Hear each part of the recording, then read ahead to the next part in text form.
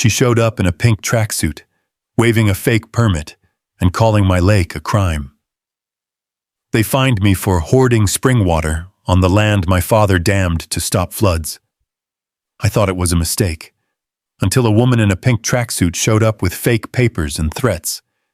Then one night, their drone flew over my lake, not knowing I'd set the perfect trap using the only weapon they respected, the law.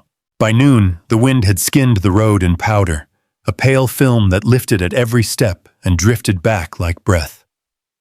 I eased the pickup to the north gate, the old cedar one with bullet dimples older than me, and saw it nailed dead center at eye level, a cream-colored envelope held by a bright brass tack, square as a sermon. I cut the engine. Silence came back in layers, barbed wire singing, hot metal ticking, the distant hush of water slipping over concrete. Beyond the cottonwoods, my lake flashed turquoise, a round coin of light set in limestone. My father and a borrowed backhoe carved it 3 decades ago to shave the top off spring floods, to carry a blue ring through August. We never called it a dam. Around here it was just the works. The envelope felt heavy, the paper with that slick tooth politics favors. Embossed on the flap, Oakwood Preserve Association, all loops and good manners. I slid a thumb along the glue and unfolded the first page on the top rail. Mr. Jacob Remy, it began, the kind of greeting that holds you at arm's length. Pursuant to assessment of risk to Oakwood Preserve subdivision, you are hereby noticed for willful hoarding of spring water with an unpermitted retention structure posing a hydraulic hazard. You are ordered to drain the body of water within 10 days and remove all artificial barriers. Fines will accrue daily until proof of compliance. The words landed like small hammers. Hoarding, hazard, ordered. I looked past the gate to the spillway, a low, honest lip of concrete where clear water combed itself thin and slid into the canal, then wandered toward their neat cul-de-sacs and tan roofs. 10 days, the paper said, as if weather ran on a thermostat and gravity took instructions from a board meeting. There were photographs clipped behind the letter, glossy prints from a drone's high eye, the turquoise disc, the gray spillway, the narrow channel, my old shed with the tin roof. Each had a caption block, dates, coordinates, the cool language of people who measure other people's lives from the sky. None of it smelled like silt after rain. I turned the stack and found a page with more ceremony than the rest. Final notice stamped in red. A gold seal big as a silver dollar, scalloped edge, the kind meant to catch a man's trust. Failure to comply will result in maximum penalties and personal liability for any downstream harm. Beneath, a looping signature and a title, President, Oakwood Preserve, HOA. Wind pushed through the cottonwoods, making the foil wink. I set the pages on the rail and leaned beside them, forearms on sun-checked wood. The gate smelled like resin and old storms. You could stand there and hear the faint, steady hiss of water, and beneath it, the quiet arithmetic my father loved. Fall, flow, head, relief. He'd say, "The creek doesn't care what you call it, son, only how you shape it." "How do you fine a man for keeping a flood from coming?" I asked the meadow. Back at the house, I spread the documents on the kitchen table my grandfather planned smooth the summer of '68. The room held a cool that smelled like old pine and coffee tins. I took the deed from the fireproof box, paper the color of tea, meets and bounds typed in black, and laid it beside the inspection sheet from '92 with the county stamp still proud in purple. Practical things calm a man.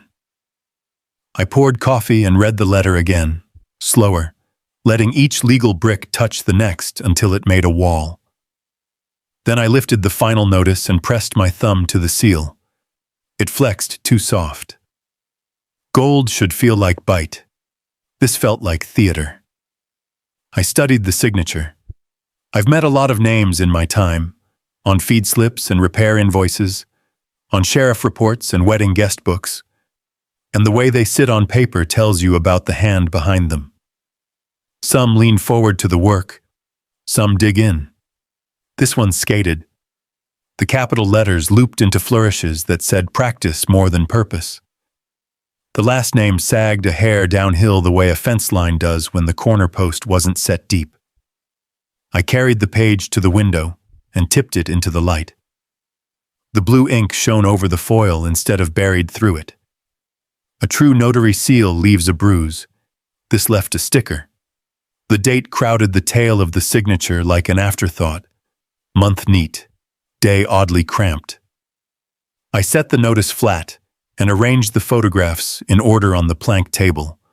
Lake, lip, canal, rooftops. Their captions spoke of elevated risk profile. The lake just breathed, clouds bunched above the far ridge. The smell that comes before rain slipped through the screen and settled over the coffee. On the corkboard by the phone, Sheriff McKay's card sat next to Dale Jennings at County Water, and a Polaroid of my father, standing thigh-deep in new concrete with a shovel over his shoulder. 10 days, they'd said. But time doesn't belong to paper. It belongs to weather and work. I slid the final notice into a clear sleeve. Habit, not fear. Then I walked the crushed granite path to the spillway. The water there spoke in syllables older than law. I dipped a finger. Cold bit my knuckle and the heat of the day lifted for a second. My father's voice came easy in that sound. Build for the 100-year rain, and you'll sleep through the rest. On the way back, the breeze turned, bringing up from the subdivision the spotless smell of vinyl fences and bagged mulch. At the ridge, the view opened. Round lake like an eye, narrow canal like a tear path, tidy grid beyond like a plan that never met a spring. The envelope crinkled under my arm, and a small, useful clarity settled in, the feeling a man gets before he decides. In the kitchen again, I set the stack down and, for no reason but habit, read the bottom line once more. The loops, the slant, the weight of the pen stroke told a story that didn't match the raised gold circle above it. I brought the page close enough to fog the foil with my breath. The seal dulled, the ink didn't. A notary mark should bite through. This one floated. Light shifted. The turquoise deepened toward green. I reached for the landline, then stopped, eyes sliding back to the flourish that had started this day in dust. The seal gleamed like authority, but up close the edges were too clean. The letters along the rim printed crisp where an emboss should blur. The gold said official. The paper said urgent. But the signature, now that I really saw it, didn't belong to the world it claimed to rule. Characters, 6,432. I left the notice on the table and stepped outside. The light had that late afternoon shimmer when heat drifts sideways and even the grasshoppers sound tired. Down by the fence line, a plume of dust was curling up the county road. A white SUV nosed through it, tires crunching the gravel, slowing as it reached my gate. Out stepped a woman dressed like a tennis match in progress. Hot pink tracksuit, spotless white sneakers, and sunglasses big enough to block conscience. She held a clipboard tight to her chest and a phone already recording. "You must be Mr. Remy," she called, voice loud enough to cross both the fence and good manners. "I suppose I am," I said, walking down the slope. She smiled, the kind that doesn't reach anywhere near the eyes. "I'm Bethany Whitfield, president of the Oakwood Preserve Homeowners Association." The way she stretched president made it sound elected by God himself. "I delivered your notice this morning." "That explains the tack hole in my gate," I said. Her smile didn't change. "We've had several complaints from residents. They're concerned your pond," she checked the clipboard, "poses a risk to our community's flood control." "That pond's been here 30 years, I said. "Built to county code, inspected twice, and grandfathered in before your subdivision had a name." She took a slow video sweep with her phone, narrating as she went. "As you can see, water level appears elevated. Unregulated retention device visible. We're documenting this for our records. You're filming on private property. The drone footage is perfectly legal, Mr. Remy. Airspace, you know. I studied her. Maybe 40. Manicured hands. A wedding ring big as a doorknob. She carried herself like someone used to winning small arguments at bake sales. I read your notice, Zhao Himari said. There's a permit number on it I've never seen. You mind telling me where it came from? Her pen froze mid-note. That's the number on file with our environmental consultant. You mean the one who thinks my land's part of your subdivision? Her jaw tightened. The association takes flood mitigation very seriously. If you refuse to comply, I'll have to notify county. TFOS. County and law enforcement. It's really in everyone's best interest that you drain the water now. I looked past her to where the sunlight hit the spillway. Clear water, steady, clean. Tell me something, I said. When your houses were built, did your developer bother to map the original drainage channel?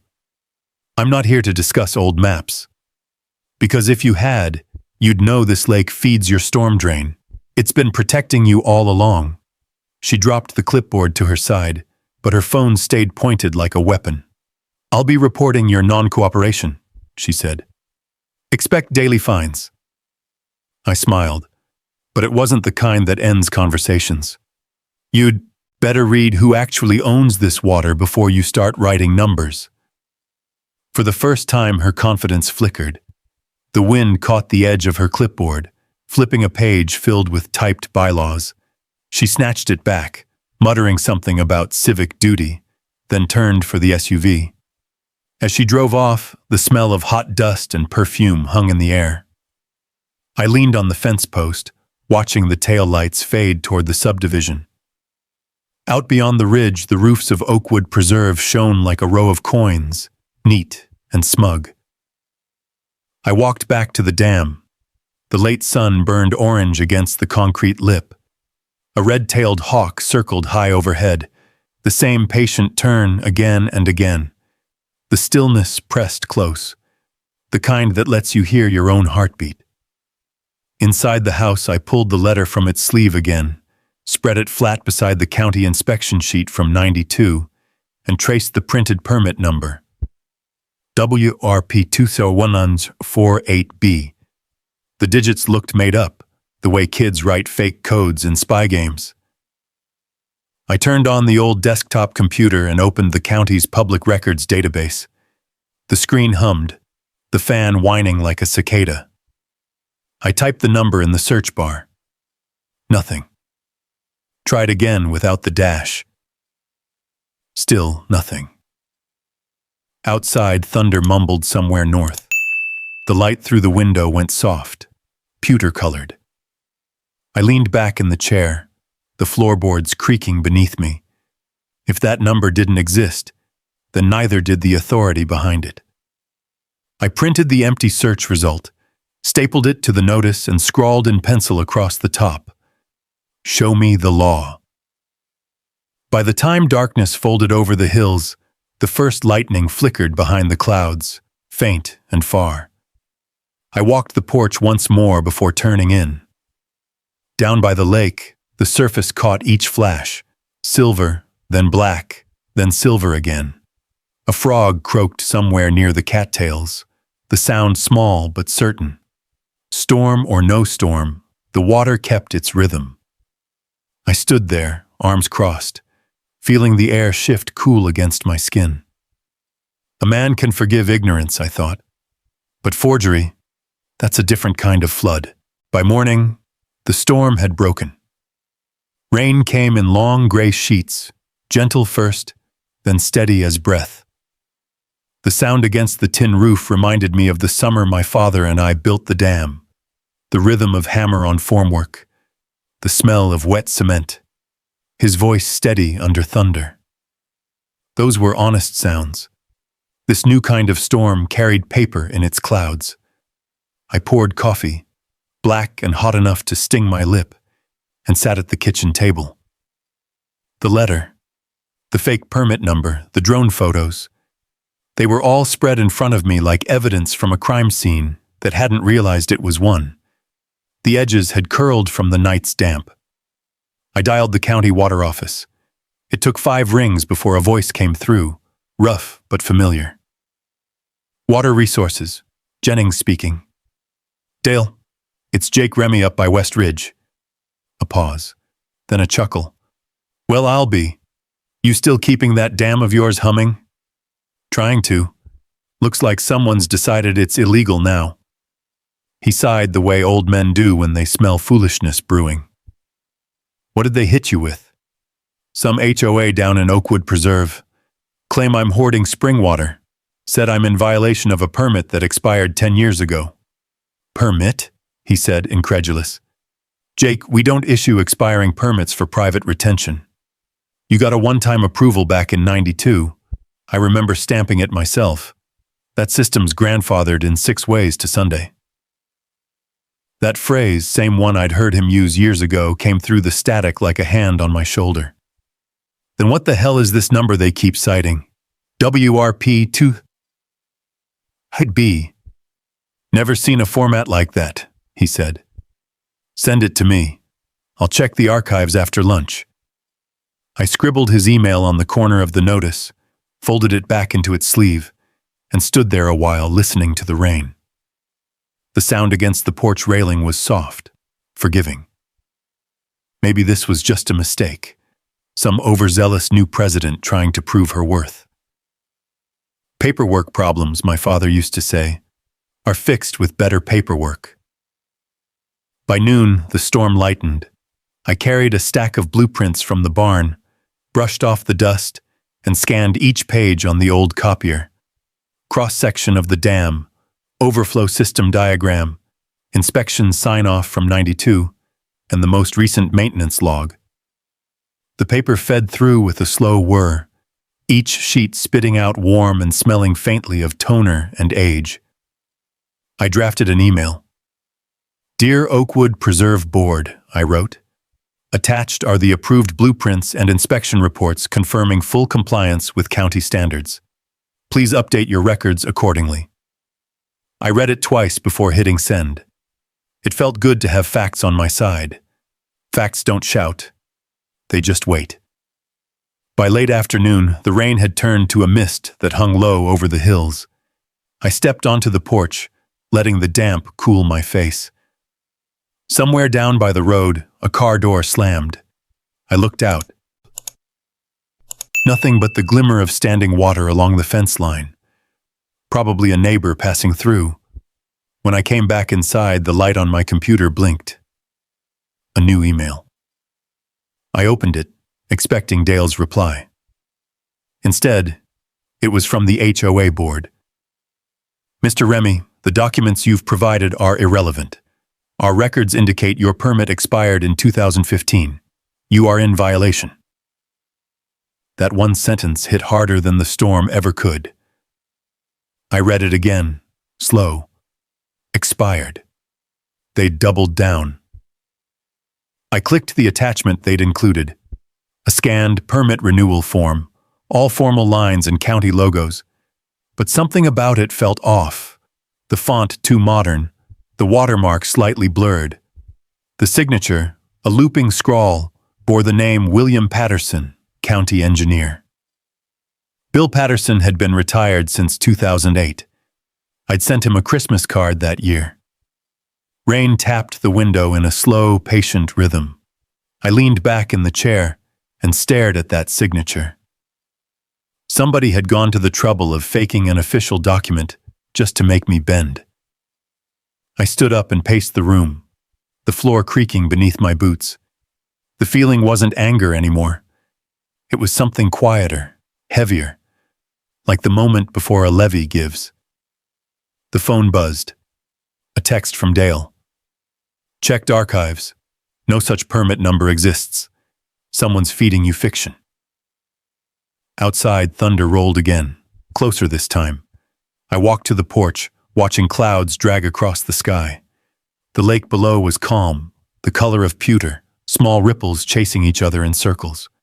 Somewhere out there, a drone could be watching, its tiny lens waiting for proof of my defiance. I lifted my coffee cup toward the horizon and muttered, "Film this." Back inside, I printed the fake permit, stapled it to the HOA's email, and slid both into a manila folder marked Receipts. Then I pulled out my notebook, flipped to a fresh page and wrote the day's date. Beneath it, Step 1. Prove the lie. Lightning cracked over the ridge, a flash so clean it lit every raindrop on the window like falling glass. For a long time, I just stood there, watching the afterglow fade. I wasn't angry anymore. Anger burns quick and blind. What I felt now was purpose, the slow, steady kind that carves stone over years.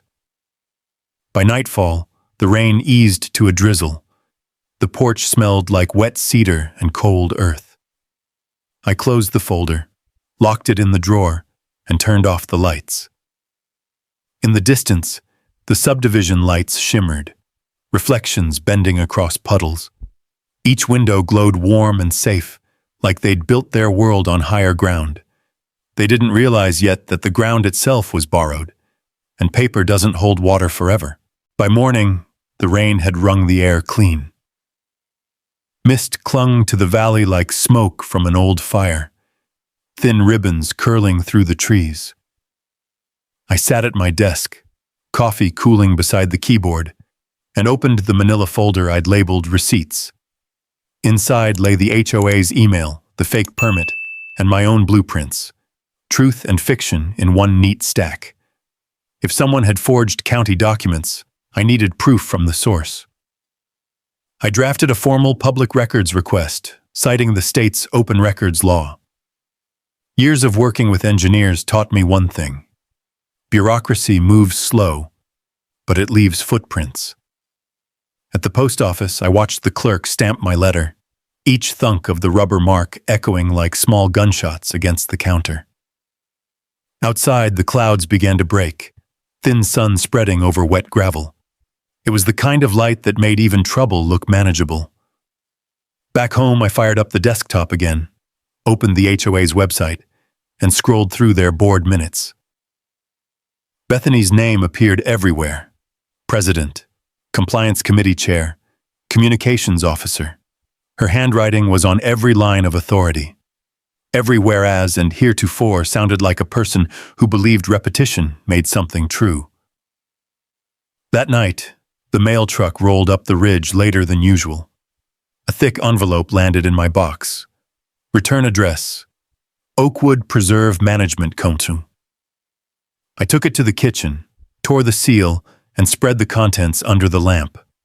A dozen pages, most of them blacked out with permanent marker. Whole paragraphs obliterated, like secrets under tar. But halfway through the stack, one page caught my eye. A full-color printout of the supposed permit renewal form. Even without training, the forgery was laughable. The county logo sat a fraction too high, the spacing uneven. The engineer's signature, Bill Patterson, looped with the same artificial grace I'd seen on the HOA notice. I fetched my old records from the drawer, lined them side by side, and laid a straight edge across both signatures. The slope, the pressure points, the unnatural flourish, identical. Whoever made this hadn't even bothered to change hands. I turned the page over. There, faint but legible, was an email header. Someone had printed an entire message thread on the back by mistake. Subject, the uphill problem. My pulse slowed. I read the first line twice. He's not one of us. Push until he breaks. Below that, Bethany's name in bold, the date just a week old. The kitchen felt smaller, the air suddenly thick. Outside, wind rubbed the cedar siding and made the eaves groan. I laid the paper flat, took a photo with my phone, and filed the original in a plastic sleeve. Then I called Dale. He answered on the second ring. "Remy, you sitting down?" "More or less," I said. I looked into that permit number. Nothing in our archives, not even the formatting. Whoever drew it up used a template from some online PDF mill and, get this, the signature line belongs to Patterson all right, but he retired 15 years ago. The man lives down in Billings now. So it's fake. Fake as a $3 bill. Can I get that in writing? He chuckled dryly. Already printed, signed, and stamped. Swing by the office tomorrow. I'll hand it to you myself. When we hung up, I sat for a while, listening to the fridge hum and the wind prowl the gutters. The fake permit, the internal email, the drone footage, it all connected now. Bethany wasn't protecting her neighborhood. She was expanding her empire. And the only thing standing in her way was a fence line and a stubborn old dam. I picked up the forged document again, ran my thumb along the cheap ink. It left a faint smudge. Real government ink never does that. Whoever printed it wanted intimidation, not accuracy. On the wall above the desk hung a framed photo of my father beside the dam's fresh concrete. Sleeves rolled, shovel balanced on one shoulder, a grin half hidden under his mustache. I'd always thought the grin meant pride. Tonight, it looked more like warning. The next morning, I drove into town. The roads steamed under new sun, the fields wet and shining. At the county office, Dale met me at the front desk, a stack of papers tucked under his arm. He looked older than I remembered, gray at the temples, hands cracked from years of field work. "Here's your copy," he said, sliding the statement across. "Keep it safe. This isn't just a civil issue anymore. Forging a county engineer's signature, that's criminal." "Appreciate it, Dale." He gave me a knowing look. "You going after them?" "Not yet," I said. "First, I'm going to let them bury themselves in their own paperwork." By afternoon, clouds had thickened again, bruised and heavy with spring rain. I pinned the fake permit to the barn wall with a nail, right beside the old blueprint from 1992. Underneath, I took a thick black marker and wrote across the page, "You forged the wrong man's name." The words bled through the cheap paper, a warning written for whoever might come snooping again. The rain started after dusk, soft at first, then sharp against the metal roof. I opened the window and let the smell of wet sage fill the room. Somewhere out there, another drone buzzed faintly, searching for something it didn't understand. I let it watch, let them collect their footage, because soon enough, I'd have footage of my own. Because soon enough, I'd have footage of my own.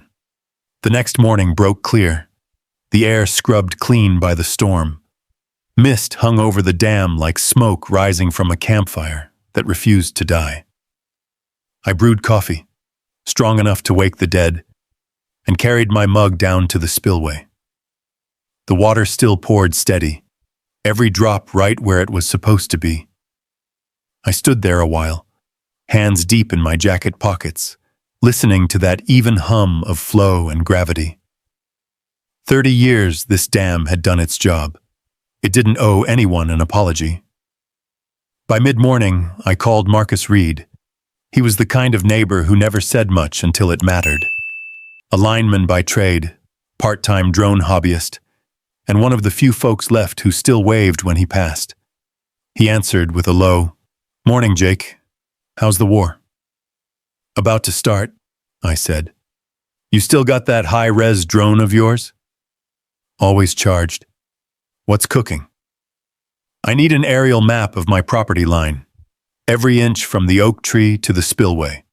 HOA's claiming territory that isn't theirs." "Got it. I'll swing by after lunch." When he arrived, the sun was bright and clean. His old Ford kicked up dust as he parked beside the barn. He stepped out carrying a black case, camera lenses glinting like rifle scopes. "You planning to make a movie?" he teased. "Something like that," I said. "A documentary about idiots." He laughed, set up his equipment, and we walked the ridgeline together. He launched the drone with a mechanical whir, and it rose like a hawk into the blue. The live feed popped up on his tablet. Every fence post, every contour of land. The full sweep of my pond gleaming turquoise against the brown earth. See here? Marcus pointed to the screen, tracing a red digital line. County records show your boundary 15 feet past this spillway. HOA's got no jurisdiction. I nodded, the quiet satisfaction settling in my chest like good whiskey. That's exactly what I needed. While he filmed, I mounted my own small camera, a weatherproof GoPro, high on the trunk of the old cottonwood overlooking the gate valve. Its little red light blinked once, then steady. I angled it down so it caught the mechanism and the flow channel both. When we were done, Marcus packed up and leaned against his truck. You really think they'll push this far? I don't think, and I said, I know. They already forged one document. They'll try another. I just need proof when they hang themselves with their own rope. He gave a slow grin. You always were the patient type. Patience wasn't the word. It was habit. The kind you learn building dams, one wheelbarrow of concrete at a time.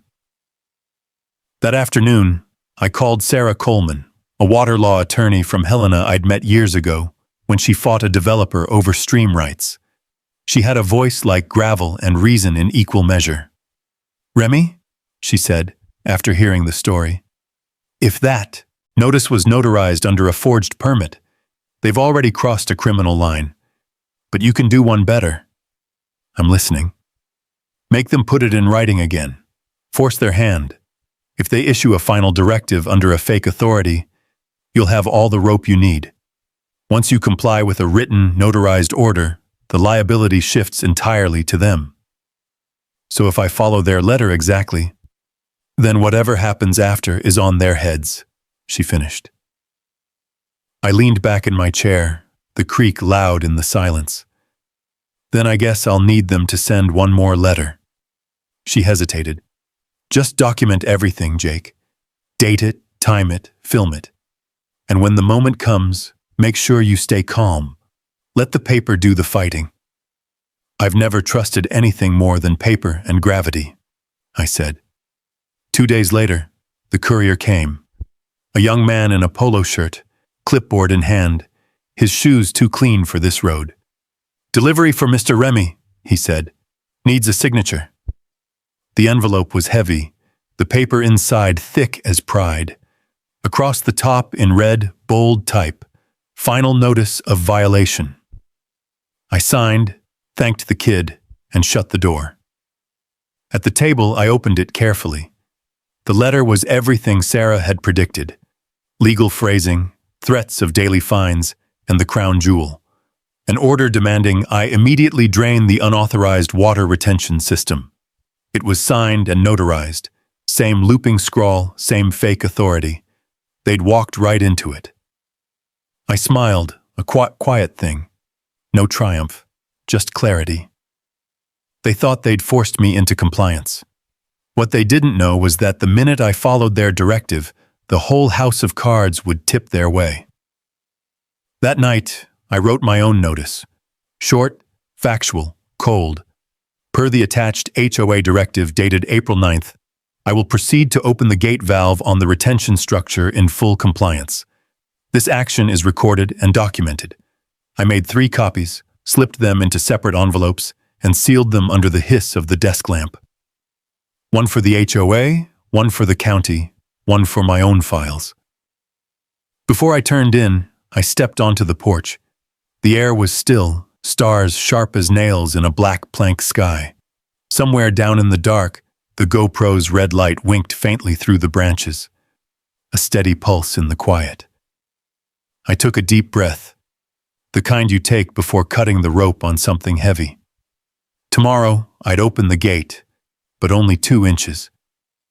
Enough to say I obeyed. Enough to make gravity tell the truth.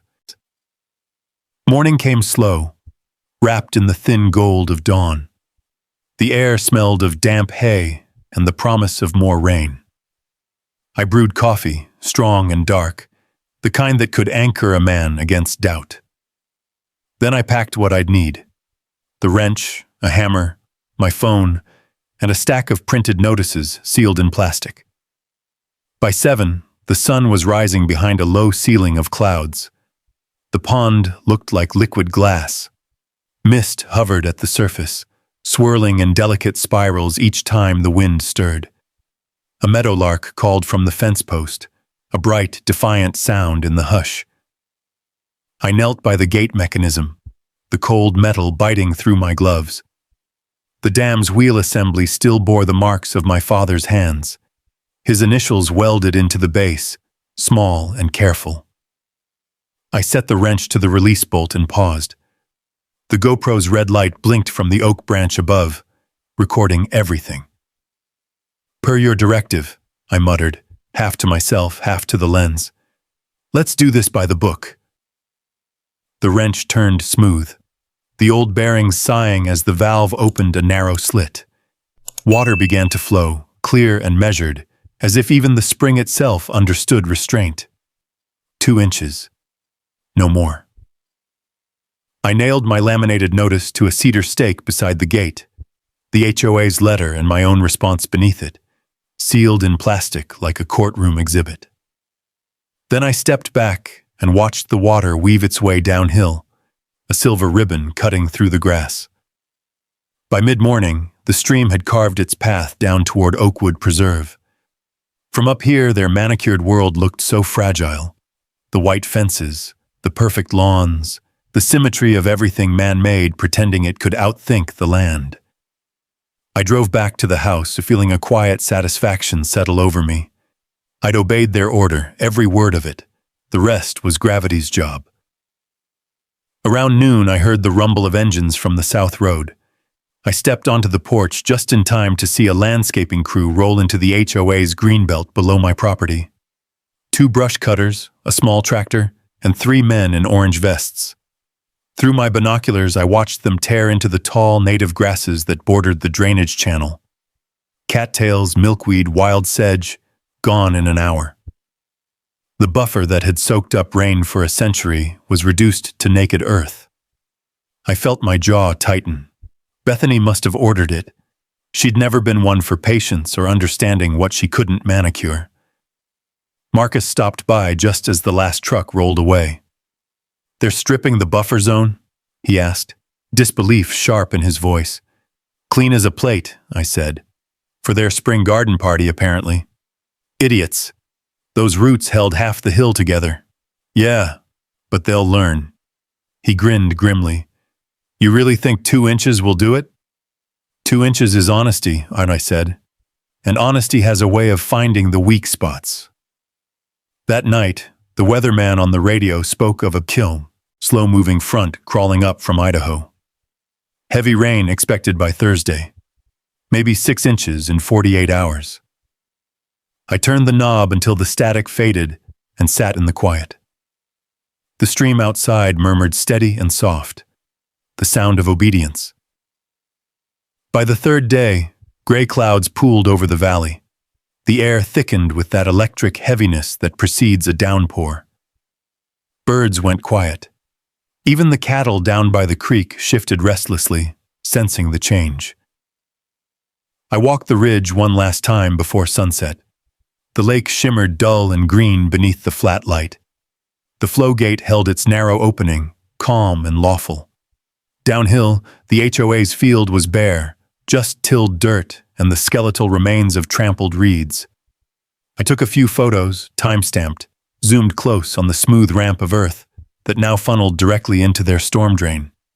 The drain itself, half blocked by leaves and yard debris, looked like a child's forgotten toy pipe. By dusk, a slow drizzle began to fall, cool against my skin. The first drops tapped on the metal roof like the faint ticking of a clock. Inside, I laid out my evidence on the kitchen table.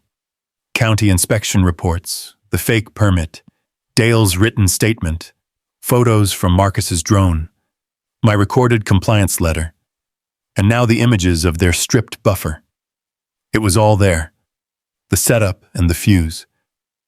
I poured myself a glass of bourbon and leaned back, watching the rain thicken outside. Each drop struck the window harder, a rhythm building toward inevitability. I thought of my father again. The way he used to stand at the dam during storms, coat collar up, hands buried in his pockets, listening to the roar as if it were a sermon. He believed in the kind of justice nature delivers.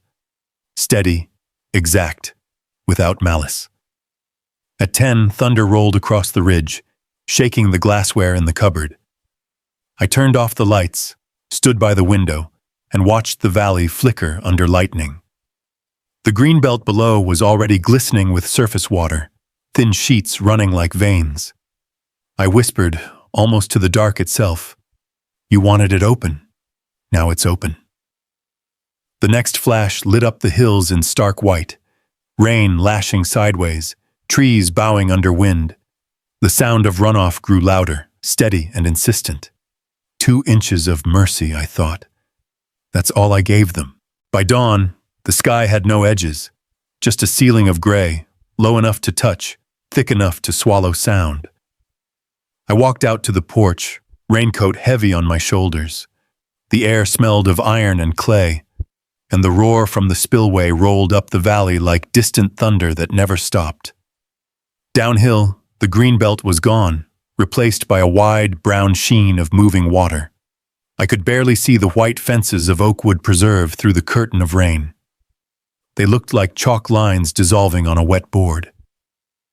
I poured myself coffee from the thermos, the steam curling into the damp morning. Every drop that fell past my boots was legal, documented, time-stamped, and ordered. That thought steadied me. By mid-morning, Marcus drove up in his old Ford, wipers slapping like metronomes. He stepped out, soaked to the bone, camera bag slung over one shoulder. "You seeing this mess?" he said, shouting over the wind. "Not yet," I said, "but I can hear it." He unpacked his drone, shielding it under the tailgate. The rain came in horizontal sheets, stinging our faces. When he launched it, the hum rose like a swarm. On his tablet screen, the world shrank to a trembling patchwork of green and brown. "There," he pointed, "your flow line's holding steady, but look at theirs." He panned the camera down toward the subdivision. The once pristine lawns were streaked with mud. The freshly shaved buffer was now a slick ramp guiding runoff straight into their storm drain, which, from the looks of it, was already choking. Water pooled around the base, swirling with grass clippings and loose soil. "You recording?" I asked. "Always," he said. Lightning split the horizon, close enough that the flash and rumble met in the same breath. I watched the valley light up like a photograph, the water glinting, roofs reflecting dull silver. By noon, the rain turned torrential. The pond dropped by 6 inches, the stream below swelling into a current strong enough to carry limbs and leaves. I stood by the gate, the camera still blinking overhead, and whispered to the storm, "Do your work." The phone rang in my pocket. Unknown number. I answered anyway. "Mr. Remy?" The voice on the other end trembled, thin beneath the static. "This is Officer Mayfield with County Emergency Services. We've received multiple flood complaints from Oakwood Preserve. They say the water's coming from your dam." "I'm in full compliance with their written directive," I said calmly. "Gate opened 2 inches. Date and time logged, all recorded. I've already sent documentation to the county office." A pause, then a quieter tone. "Understood, sir. I'll make a note of that." When I hung up, Marcus gave a low whistle. "They called the county already?" "Let 'em," I said. "They built their problem. The storm's just the messenger." We stood there as the rain intensified. In the distance, sirens began to wail, faint, eerie, against the thunder. The sound of order meeting chaos. By late afternoon, the floodplain below had transformed into a shallow lake. Pickup trucks splashed through knee-deep water. People in ponchos waded with shovels trying to unclog their drains. It was too late. The water had found its path. Marcus filmed every frame. The drone hovered steady despite the wind, capturing wide shots of the greenbelt, the caved-in culvert, and the brown surge pressing against backyards. "They'll spin it on you, you know," he said quietly. "I expect nothing less." At sunset, the storm finally relented, not ended, just paused. The clouds thinned into bruised purple strips, and the last light bled across the hills. The water shimmered dull gold, calm on the surface but heavy underneath. I could hear the faint hum of generators down in the subdivision, the mechanical whine of people fighting the inevitable. The smell of wet soil and ozone filled the air, thick and clean. When the first stars blinked through the clouds, I walked back to the porch, boots heavy with mud. The GoPro's light still blinked from the oak tree, patient and unblinking. I pulled off my gloves and watched the valley one last time before dark fully claimed it. Somewhere down there, I imagined Bethany pacing her living room, shouting orders over her phone, blaming everything but her own signature. Maybe she was already drafting another notice, one that would drown under the same truth as the last. The storm had done its part. Now it was time for the law to do its own. I poured the last of the coffee, still warm, and raised it toward the horizon. "Here's to gravity," I said softly, "the only judge that never forgets." The night wind moved across the lake, carrying the scent of sage and wet stone. The faint echo of thunder rolled again, far off, like applause fading in a distant hall. The night wind moved across the lake, carrying the scent of sage and wet stone. The faint echo of thunder rolled again, far off, like applause fading in a distant hall.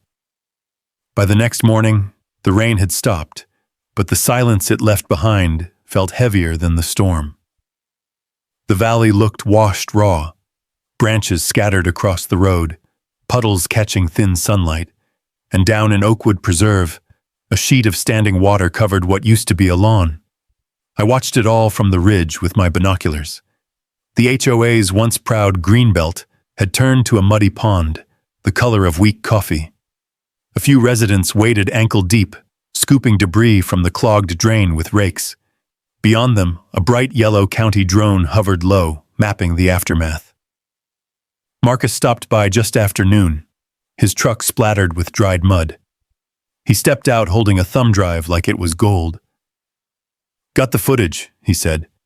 "Everything from the rain's first hour to when the water hit their fences." I took it carefully, slid it into my pocket. "Good work. You think they'll own up?" I shook my head. "They'll double down. But the truth's already filmed." Sure enough, by late afternoon, the calls started. First from a local news reporter asking if I'd comment on flooding linked to private land upstream. Then an email from the HOA board scheduling an emergency meeting for the following evening at the community clubhouse. The agenda line read, "Property dispute and damages."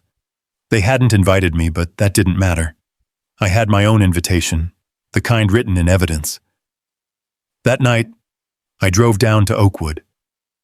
The clubhouse sat at the center of their manicured world, a box of fake stone and big glass windows glowing against the dark.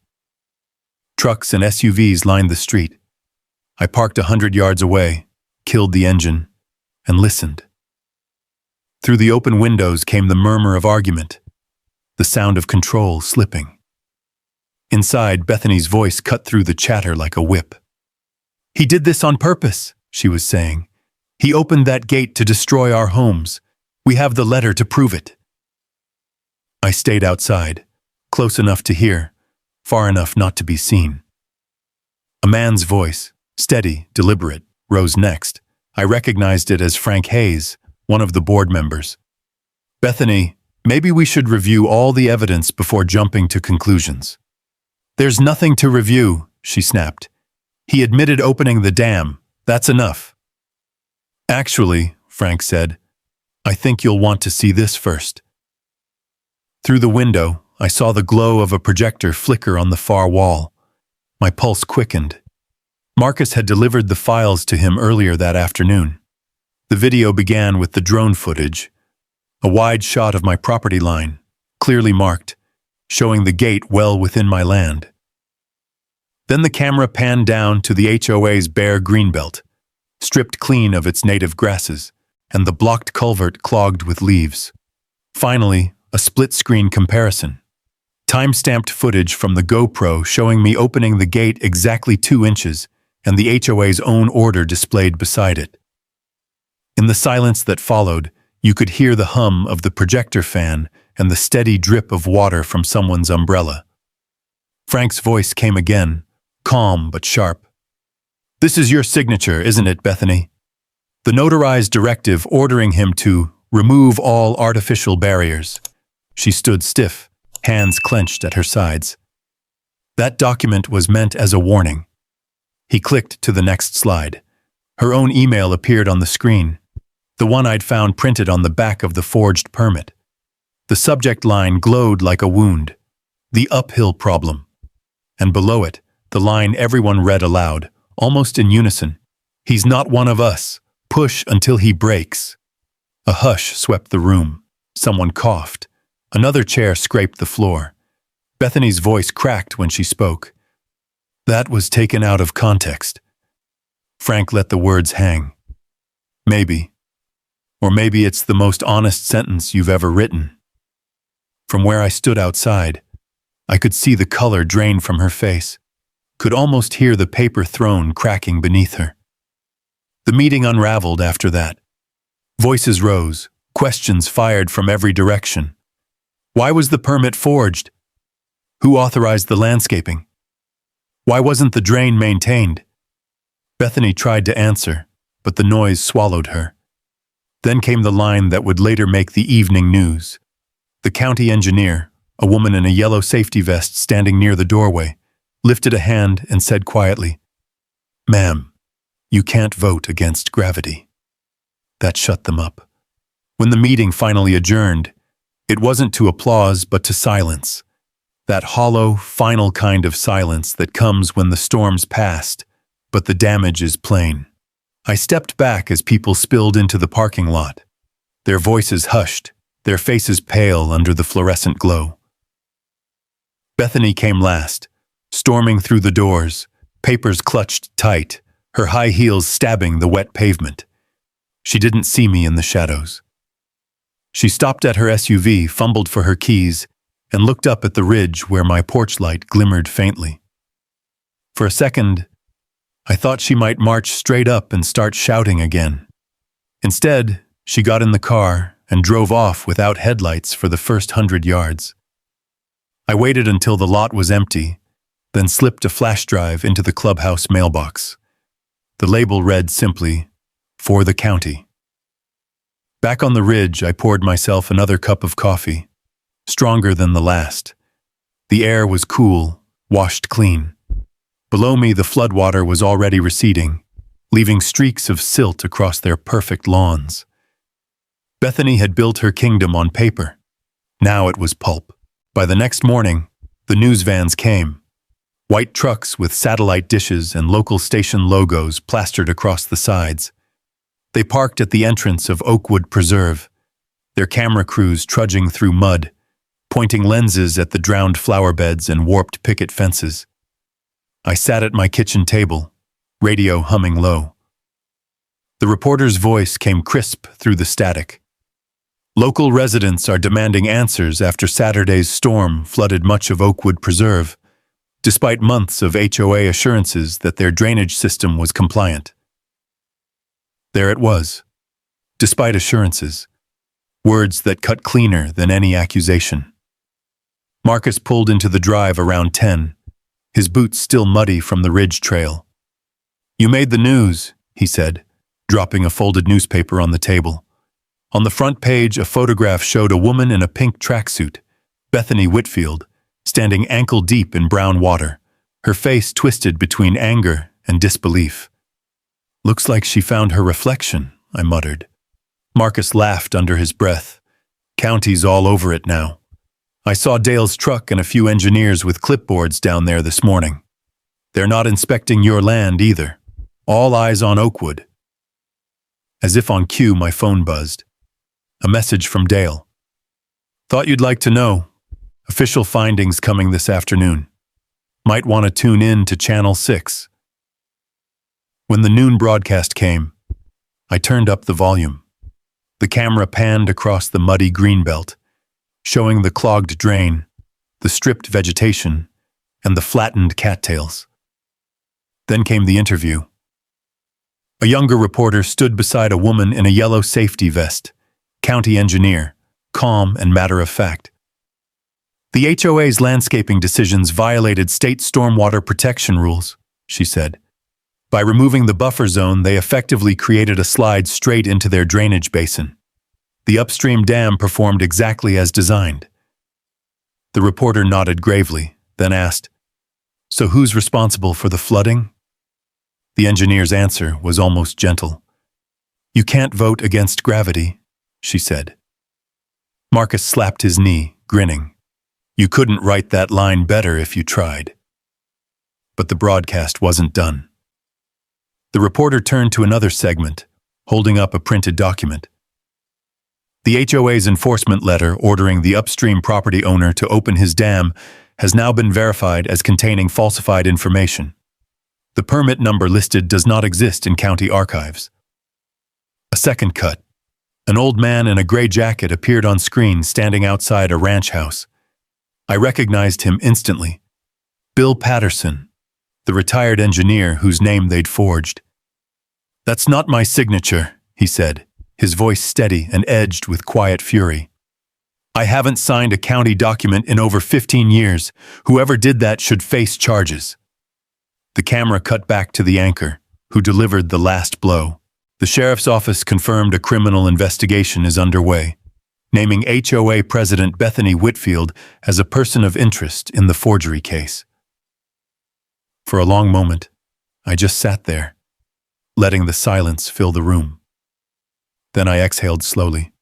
The way you do when a weight you didn't even realize you were carrying finally lifts. "Looks like the papers fell," Marcus said softly. I nodded. And right where they needed to. Later that afternoon, Dale drove up to deliver a copy of the county's official report. He handed it over with a half smile.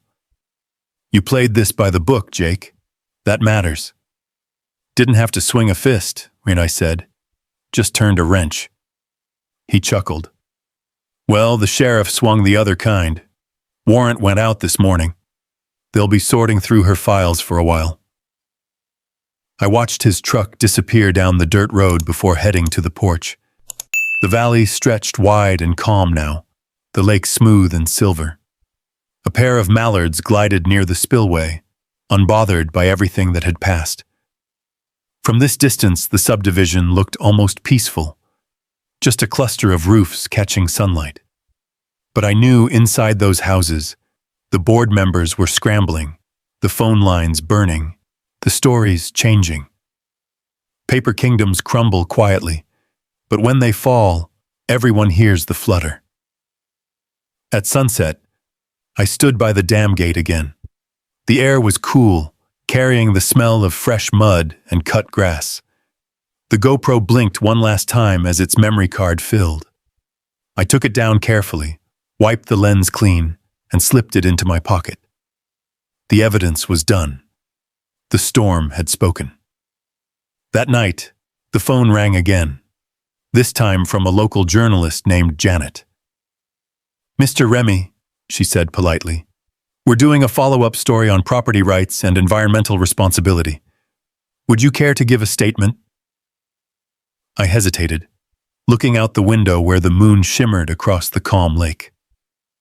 "I don't have much to say," I replied, "except that I followed their orders. Every word of them."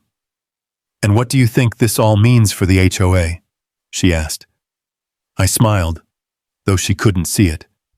Maybe it's time they learned what happens when you build on sand and call it law. She thanked me and hung up, her voice still a little stunned by the simplicity of it. I turned off the lights and stepped outside one last time. Crickets had returned to the fields. The air was cool and easy, the kind that belongs to a land washed clean of noise and pride. The dam stood quiet, its gate closed again, the pond reflecting a sky free of storm clouds. Justice, like water, had found its level. Days passed soft and slow after that. The smell of wet soil gave way to the scent of pine again, and the hum of crickets returned each dusk. The lake, once restless with runoff, now mirrored the world so clearly that it was hard to tell where earth ended and reflection began. One morning, I saw a county truck roll up my dirt road. Frank Hayes climbed out, dressed not in his HOA badge or polished shoes this time, but in worn jeans and a ball cap. He looked smaller somehow, less like a man guarding rules and more like one learning them. He nodded toward the dam. "It's looking good, Jake," he said quietly. "Strong as ever," I replied. He took a slow breath, the kind people take before saying something that costs a little pride. "I came to thank you." I raised an eyebrow. "For flooding half your neighborhood?" He almost smiled. "For saving it before it collapsed completely. That retaining wall behind Lot 36? County said it was one storm away from giving out. If it had, we'd have lost a home. Or worse." I let that sink in. The irony hung heavy in the air. He went on, voice steady now. "We're rebuilding right this time. Real drainage, proper buffers, native plants, the whole deal. Guess it took a flood to teach us what the land already knew." "Land remembers," I said softly. "You just have to listen before it shouts." Frank nodded. "We're listening now. And, for what it's worth, Bethany resigned. Packed up and left last week. Sold her house to a family with 2 kids. Seems she didn't want to wait for the charges to catch up." I didn't gloat. There wasn't anything to gloat over. A paper queen had fallen, and the dirt beneath her throne was just dirt again. When Frank drove off, I walked down to the spillway, boots crunching over dry gravel. The new rock lining Marcus and I had set gleamed pale under the morning light, each stone locked tight against the current. The overflow channel was wider now, more forgiving, built to handle a century's storm. Sarah Coleman had sent me the certified inspection report last week, approved without amendment. Her note on the last page read simply, "It's good work, Jake. You did it right." I folded the papers and placed them in the old cedar box with my father's deeds and maps, the same box that held every battle and victory this land had seen. By late afternoon, a gentle breeze swept across the surface of the pond. I sat on the porch, the wood warm under my hands, watching the light shift from gold to amber to gray-blue. The lake carried each color like memory. Sometimes I wondered if water keeps a conscience. It doesn't lie, doesn't scheme, doesn't forge a signature. It just moves where gravity tells it, quiet and sure. The HOA down below was quieter too. The new board had replaced every no trespassing and community control sign with simpler ones. "Welcome to Oakwood Preserve." Funny how the word preserve finally meant something now. They even held a town cleanup one weekend, planting reeds and cattails where the buffer used to be. I saw the families out there with gloves and buckets, kids laughing, mud up to their knees. One little girl pointed toward my ridge and waved. I waved back. That night, I lit a small fire by the lake, the crackle mingling with the soft lapping of water against stone. Marcus joined me for a beer, his boots still dusted white from limestone. We didn't talk much, just sat listening to the night settle in. After a while, he looked over. "So what now, old man? You've got your peace. Think you'll finally rest?" I smiled. Peace isn't something you keep. It's something you tend, like a fence or a dam. Let it go too long, and something always finds a way through. He chuckled. "Well, if it ever leaks again, I know who to call." We clinked bottles, the sound sharp in the still air. When he left, I stayed by the fire a while longer, watching embers drift up into the dark. The stars came out one by one, their reflections trembling on the lake like slow-moving fireflies. The world was quiet again. Earned quiet, not gifted. As I finally rose to go inside, I looked back at the water one last time. The surface shimmered, silver and sure, as if it knew everything that had passed and promised to hold it without bitterness. "Water remembers," I murmured. "It only flows where truth allows." Then I shut off the lantern, and the night took it from there. If you've ever stood your ground for what's right, you know, justice doesn't rush, but it never forgets. Drop a justice in the comments if you've faced an HOA or fought for your land. I'd love to hear your story. And if you believe some fences are worth defending, hit subscribe and stay with us for the next tale from the heart of ranch country, where truth always finds its level.